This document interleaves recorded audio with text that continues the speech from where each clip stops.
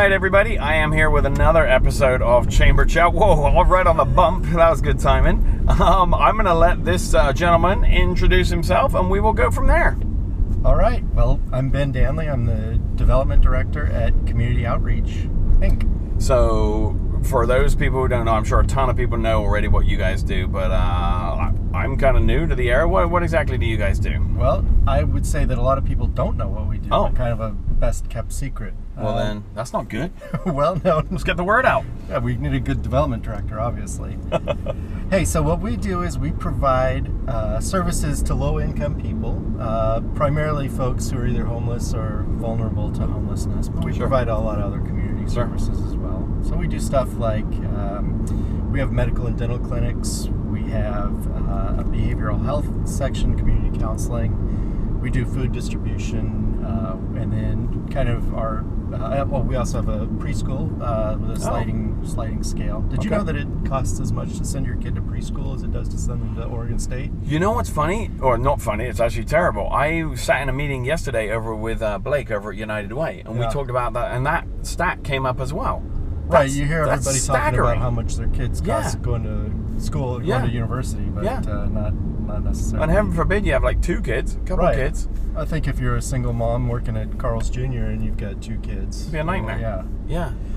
So anyway, kind of one of the cornerstones of our program is this transformational housing. So I read about that. We have housing for men, women, and families. Okay. It's all clean and sober, and it's all about transition. So we're trying to get people from being homeless or vulnerable to homelessness to having a permanent place to go at night. So you find some housing for them, or you have housing for them, and then is it sort of short term? You got sort of 30 days, or is it case by case? Or so what we do, let's say I'm homeless. Right. So everybody has a different situation. Sure. The kind of the prototypical successful graduate of our program is probably there for 6 to 9 months. Okay. And they're kind of getting their life back together. They've probably had some circumstances in their lives that are not just you just flick a switch and it changes, but they need to either do some counseling, some mental health counseling, maybe drug and alcohol abuse recovery. Right. They, a lot of people have kind of bad rental histories, so they might need to pay off some bills. Okay. There's a portion of our folks who don't even have IDs or anything, so if you don't have an ID, you can't really go get a job. That's true. So, and then, really a lot of it is just kind of getting your mind back into shape. So is it free housing, or is it free with certain conditions, or how does that work? Yeah, so we have found that if we charge a few dollars a night for rent, it kind of gets it gives them a little bit more skin in the game. Yeah. So we either, if you have a job and are making, I think, $400 a month, we charge you a couple of bucks a night. I think it's $6 or $7 a night for so literally a couple bucks. Okay. If you don't have a job, we can work out a fee a chore for fees. Sure. So that you can have a chore, and instead of paying money, you can take out the trash or mop the dorm floor or something like that. Sure. So we would never turn somebody away for not being able to pay rent, but we just find that the success rate is a little greater if people are paying a little bit of money. Well, and there's kind of I was talking to another group about that sort of that dignity part as well, right? Absolutely. It's huge. Yeah, we are all about kind of respect and dignity. Yeah. Our mission is that we're helping people help themselves, and that's really important. We are not going to do the work for you. We're going to try to give you the skills and support to do the work for yourself. But a lot of what you need to do is you need to kind of build up self-confidence and respect. And we're going to treat you with respect. And part of that, treating you with respect, is that we're not going to do everything for you. Yeah. It's honestly not a real easy program to get through. There are a lot of rules, and the support we provide people is, you have to be in at a certain time. Obviously, no drugs, no alcohol. That's kind of a tough curfew. one. Okay. Yeah. Sure. You have to have your chores. You have to be making progress to your goals. You know, each person who moves in as a resident in our shelter has a case manager and a care coordinator who help them set goals, and then you have to kind of make progress to those goals. If you're just kind of warehousing yourself, it's probably not going to last for long. It's not going to be a good fit for you. Right. That's got to be tough. To, like you said, to not to monitor it. That's kind of the main sort of an overlord look at it. But to be a part of that, that's I mean, there's responsibility, right? Yeah, I feel like our staff, and I don't do direct service. I'm just a fundraiser, but I feel like our staff really has to have that very fine line between being very tough and also being very compassionate and respectful. Because I'm sure you get, that's one of those, my previous job, we dealt with some people who are, they're down and out, and there's social services and, safety nets to catch those people. But there's some heartbreaking stuff. Oh, there is, especially for the families. The families and kids are a big part of our services. Yeah. Right now, we've got a wait list of about 35 families for our family dorm. So where do they go? Well, that's a good question. We do have what we call our emergency shelter, which is not the room and kind of more semi-permanent situation. It's more like you've got a mat on the floor. Some folks are staying there. A lot of folks, a lot of the families are. Maybe they're not living on the street. They're living doubled up in inadequate housing. They're couch surfing. They are, some of them are living in their car or in a low rent motel somewhere, but they're not in a place that's suitable for a long term.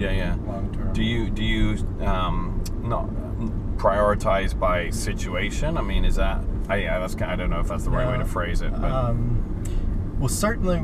I mean, if you're a family with kids, if you're a family with kids and I'm just a single dude coming in and, we can both use the same room. Does it work like that? Or? Well, the way it works is our single men and single women are in individual dorms that are just for men and just for women. Oh, okay. And then the families have a little bit more privacy with a private little bedroom and their own bathroom, and then a kind of more communal meal prep area. So we can't say, well, we don't have that many men right now, so we're going to move a family in there. It doesn't work that way. Right. So how are you guys funded? Because this is clearly not a cheap enterprise to run. No, it's not cheap. About half of our revenue is, well, let me go back on that. We do get some government money. We have a contract with the Department of Human Services, and they kind of rent 2 rooms at all times, and they move their clients in there. Oh, okay. We have contract with Oregon Youth Authority, so kids who have gotten out of the juvenile justice system, we have a place for them. We have a really good relationship with the Corvallis School District and the Corvallis Police Department and Albany Police Department and School District, where if there's either a young adult or a family who they think would be appropriate for our services, we get them in there. We also have a lot of smaller grants with the Veterans Administration, so we serve a lot of vets, and one of our case managers really specializes in that. He's really good at it. But about half of our revenue comes from individual donations from people like you and me who are just about half of it. Yeah. Holy smokes. Yeah, that puts a lot of. When the budget year comes around, that's a lot of. It's a lot. A lot of hope and fingers crossed, right? Yeah. As the development director, my goal, which is not including those contracts, my goal is about $860,000, and that comes from a combination of grants, grants to, for instance, the United Way. And then the bigger chunk of that is actually individual giving. Yeah. Go ahead. Well, I was going to say we've been around since 1971, so we have a really supportive, amazing group of donors in town. I saw that was the Sunflower House. Is that right? The Sunflower House. Yeah.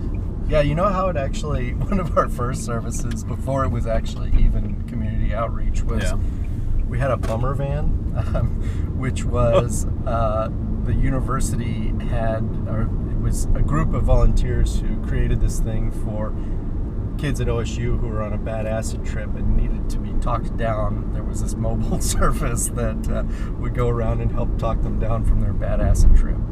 So that Really? that was one of the, I wouldn't say it was one of the first pieces of COI, but it was kind of a predecessor to COI. Wow. All right, that's fair enough. We don't do that anymore. No, it's probably not a big focus. How, if people do want to donate to you, how do they get a hold of you? Well, probably the best way is on our website. It's Okay. communityoutreachinc.org. Okay. That's communityoutreachinc.org. Okay. They can also call us at area code 541-758-3000.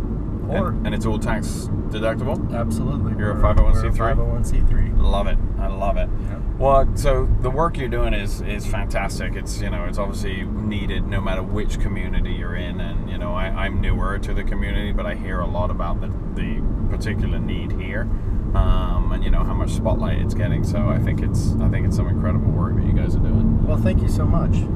Let's talk about you for a second. This is the fun part, Chamber Chat. Okay. Yeah. So, well, one of the things, obviously, we want to talk about the business and talk about, what you do and this and that, but we want to try and get to know the people behind the business. Okay. Right? So, I mean, I'm new to Corvallis. I've been asking the same question, so I'm new. What is there to do in Corvallis? What's fun to do? What do you like doing around town? Oh, well, Corvallis is a great place, especially for its proximity to other stuff. So, Okay.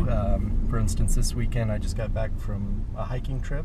Oh, yeah? A place called Bull of the Woods, which is in the Mount Hood National Forest. Are you a big outdoors guy? No, I'm not really that big, but I try to get out once or Alright. twice a year. Yeah. So that was fun. Like hardcore hiking? Like how far, This was how far harder did you core hiking than I expected.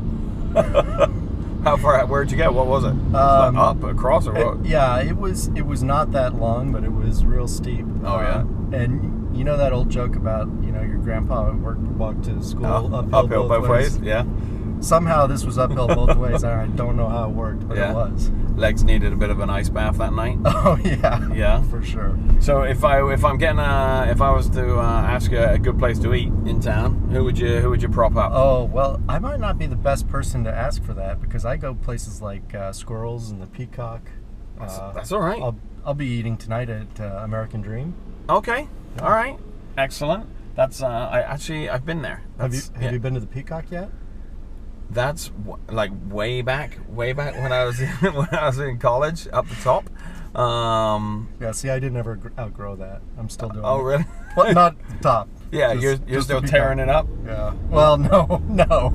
They're like we're not tearing up quite as hard as we were like 20, 30 years ago, but we could tear it up a little bit. Well, yeah. Tear it up as long as we're in by 8. Just like little small rips. Yeah, exactly. There you go. We're ripping it up. They're not really giant tears. Hey, I do this thing with everybody in Chamber Chat here, and in the prior ones that we used to do. It's called Speed Round. So I will flip you some questions real quick, and you can answer as quick as you can. Okay. You may be asked to justify some of your answers. Okay. All right. Coolest place you've ever been? Thailand. Dang. All right. That's a good one. When'd you go there? My son and I volunteered there for 4 or 5 months in 2015. Oh, so pretty recent. Yeah. Yeah. Why just suddenly volunteer there? I worked at OSU and I just kind of burnt out on my job and needed a change and had a midlife crisis. Yeah. All right. Fair enough. Place on your bucket list that you would still like to go? I'd like to go to the Philippines. Wait, that's sort of the same area. Yeah, it is. Well, I like kind places, of already been there. Oh, yeah, I like places that are warm and cheap. Okay. Fair enough. All right. Just like Corvallis in the winter. Yeah, there you go. Yeah, I like that. All right, fair enough. Person who still alive that you would love to meet? Oh, boy. Anybody. Wow. That's so difficult. Now you got to think, well, what if I say this person? What if I say that person? Yeah. Is Abraham Lincoln still alive? I don't think he's. If he is, he ain't doing very well. No, he's probably on life support at least. Yeah. You know what? I'm not much of a like a celebrity stalker kind of person. Like, All right. I don't know. Well, we're not asking you to like stalk him. You just like go have a coffee with him. You know, what do you think? Somebody famous is just going to have a coffee with me? It's going to require some stalking. Well, yeah, that is true. All right. So how about this? You can't say Abraham Lincoln now, but how about somebody who's dead? Somebody in history. Who would you like to resurrect and meet? You know what? Toni Morrison just died, so she's super fresh, but she seems she seems like a really amazing person. Yeah. And, You think? yeah. Too soon. Too soon? Okay. Is it too soon? Well, okay. How about Maya Angelou? Okay, we'll go with that. Did you read a bunch of her stuff in school and college and stuff? Yeah. Yeah? Yeah. I like it. What's your favorite food? I like Vietnamese food. Yeah? Yeah. I'm seeing a trend here. Like places you've eaten or places you've been, things you like to eat. Right. Yeah? What's your favorite dish? I would say probably pho. Okay. Yeah. What is the worst thing you've ever eaten? Like the weirdest thing I've ever eaten? Worst, weirdest, you gauge it how you want. Okay.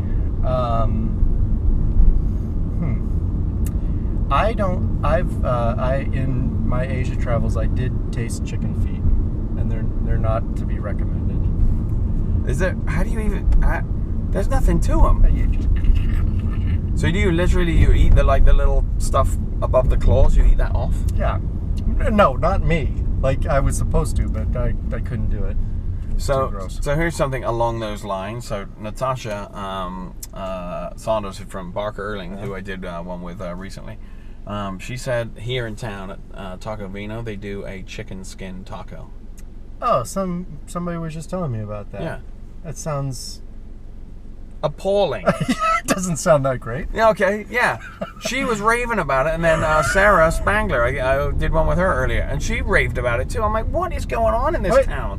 How can Sarah eat chicken? Like, isn't that... No. Like, Well, yes. Oh, she just eats the skin, so it's okay. I think so, yeah, because they can survive without the skin. Yeah. How about, oh man, type of music? What's your favorite band? You know, I like Cake. Oh, yeah? Are you a Cake fan? I've listened to them, yeah. It wouldn't be my first choice, but it doesn't mean it's bad. So you don't like Cake? Everybody loves Cake. Everybody loves Cake. Why? You know, it's easy to listen to. It's just stick it on in the background. Yeah. I think I saw them at Edgefield one time. Oh, really? Yeah, I think That's they came. fun. I want to say they came to Edgefield. It was them, and there was Pink Martini were there as well, which was kind of cool. I like that kind of vibe. You know, any music that sounds good outside, like in a park, it's kind of that's kind of cool, right? I think Cake either did play or is playing this summer at the Les Schwab Amphitheater over in Bend. Oh, really? I'm not going. Why not? That'd be great. That's your favorite band. Oh, yeah. It's not warm enough for you. There's no Thai food there. Well, I'm sure they have Thai probably food. Thai food. Yeah, I'm sure they do. And some great brewery. Right. Hey, I also like beer. That's my second favorite food. Beer. There's wheat in beer. Yeah. So it's kind of, it is actually, I think, technically a food group. If, what did you want to be when you were little? If you weren't saving the world one struggling family at a time, what would you be? You know, I took this physics class when I was a senior in high school, and I loved it. And I was, like, kind of good at it. And so I came to OSU thinking I was going to be an engineer. Okay. And it took me, like, I don't know, maybe a week into the term, I realized I had no business being an engineer. So it took me one engineering class to realize right. I was not going to be an engineer. So that's quite a shift from what you're doing now. Yeah. That's like hyper nerd stuff. Oh yeah, I mean I'm still nerdy. I'm just not smart about it. But, okay. Yeah. I actually at that point OSU had a journalism program, and so I did journalism, and then I worked in journalism for a couple of years, but came into nonprofit marketing after that pretty quickly. All right, that's fair. When you retire, what's the ideal retirement look like? You're going to make fun of me. If you say go to Thailand, are you really? Yeah. Yeah, I want to live on the beach. That's, you know, they have the tsunamis there. Oh, yeah. Well, yeah. Maybe. Well, yeah. I mean, there is that thing about tons of people dying. Yeah. Well, maybe I could live in Vietnam instead. Yeah. I mean, it's so drastically different. Well, like Saigon's not on the beach. You're probably not likely to get killed by a tsunami. That's true. That's true. Do you like trying new stuff, or are you kind of are you a creature of habit? Is that fair to say? Because I'm seeing patterns here. Well, yeah, but you know, traveling abroad is adventurous, even if you're going to similar countries, right? That's true. That is true. But I would say I'm a creature of habit. And there's nothing wrong with that. You get home, and when you're retired, put your feet up, or put your feet in the sand. Right? Is that where you're gonna be? Right. Yeah. It's got to be abroad then. It's got to be Southeast Asia somewhere. I thought you said there's got to be abroad. Oh, like that's not PC at all. You can't say that. It could be. Yeah. I think. Yeah. Yeah. Well, whatever. I mean, you know. Yeah, I would like to continue traveling. Okay. Yeah. It's kind of cool. Yeah. It's always amazing to me how many people who live here haven't been outside the U.S. You know? Yeah, I agree. And you know, I look back at high school and college, and I wonder why I wasn't more interested in doing any kind of study abroad. Really? Because that's when it's really easy to do it, and you know, there is infrastructure set up for you to do it. And yeah. I tried to get my kids to do it, but no go. No go. No. No. Oh, that's all right. There's still time. It's their loss. Right. Well, cool, man. I want to thank you. Like I said, as soon as we found out what you guys were doing, I thought it was you know, it'd be great to tell people more about what you do and how you do it and the struggles. And you know, like I said, I mean, it's some fantastic work that you guys do. It cannot be easy. You know, day in and day out. I'm sure there's good days, great days, and then there's some rough days too, I bet. Yeah, for sure. Yeah, so I want to thank you for being a part of this. Well, thank you, and welcome back to Corvallis. I'm really at Greeters the other day. I was really interested to hear some of the things that you've got planned, and it sounds like you're doing some really good stuff for the Corvallis Chamber. We're faking it until we make it. That's all it takes. That's all that matters. All right, cool, man. Appreciate it. Thanks, Simon. We will see you on another episode of Chamber Chat. Do I have to get out right here? Yeah, I'm going to just chuck you out. We'll just slow down slightly.